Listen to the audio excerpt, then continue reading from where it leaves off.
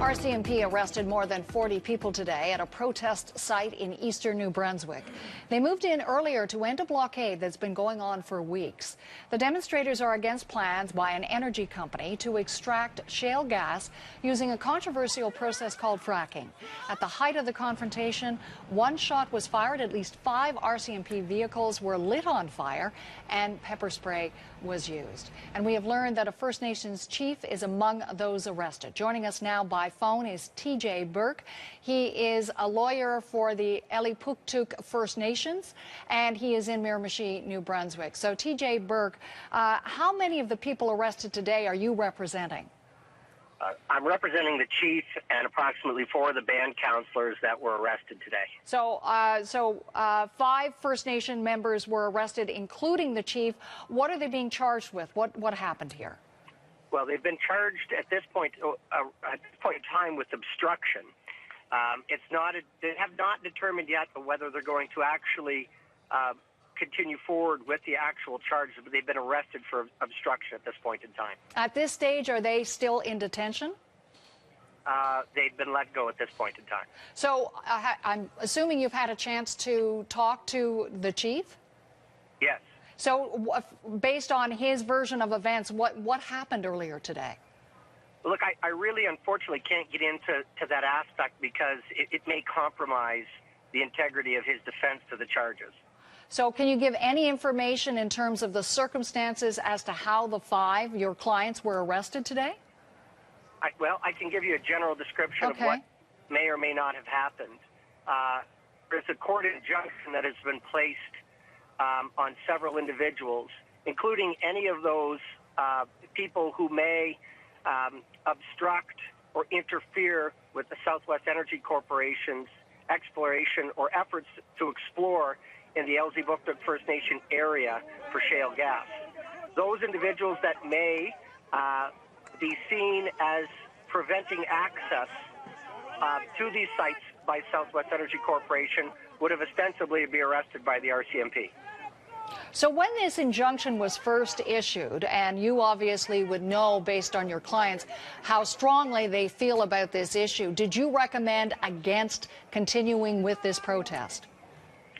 Well, again, that would be solicitor-client privilege information. Okay. I wouldn't be able to provide that to you. However, as an officer of the court, we're duty-bound to inform our clients that that everybody should abide by a court order or consequences may result from disobeying the court order. Knowing what's at stake with this issue, were you surprised at all when you first heard earlier today how ugly things got? Well, the chief and his council members, along with many of the community members, along with many other New Brunswickers, very opposed to the provincial government's issuance of licenses to Southwest Energy Corporation to explore for shale gas in the province. Now, this exploration has come perilously close to the First Nation community at Elsipogtog, and the chief and the council are protectors of their traditional land base and environment, and they feel that company poses danger or poses problems to their traditional environment, and they will take all steps necessary to ensure that Southwest Energy Corporation leaves their traditional area and leaves the province of New Brunswick. So your clients have now been released. Do you know of the 40-odd people who were arrested, anyone who is still in custody? Do you know? I can't say for certain. Look, I want to impress upon you that it's not all First Nations people that are being arrested here. There are many non-Native people that are standing side by side with First Nations members along the protest site. In fact, many don't like to be called protesters. They like to be referred to as protectors because they're protecting the environment and the sacred land site. So I can also tell you this, though, that this situation that the RCMP, where they moved in and arrested a chief and a councillor, is probably the first time that this has ever happened in New Brunswick. And many of the other chiefs and band councils are coming together to support this particular chief, Aaron Sock, and his membership. And what does that mean? I mean, are you anticipating that kind of support might well be expressed through blockades in the future protests, whether you call them protesters or protectors, that there will be more demonstrations of unhappiness with this project?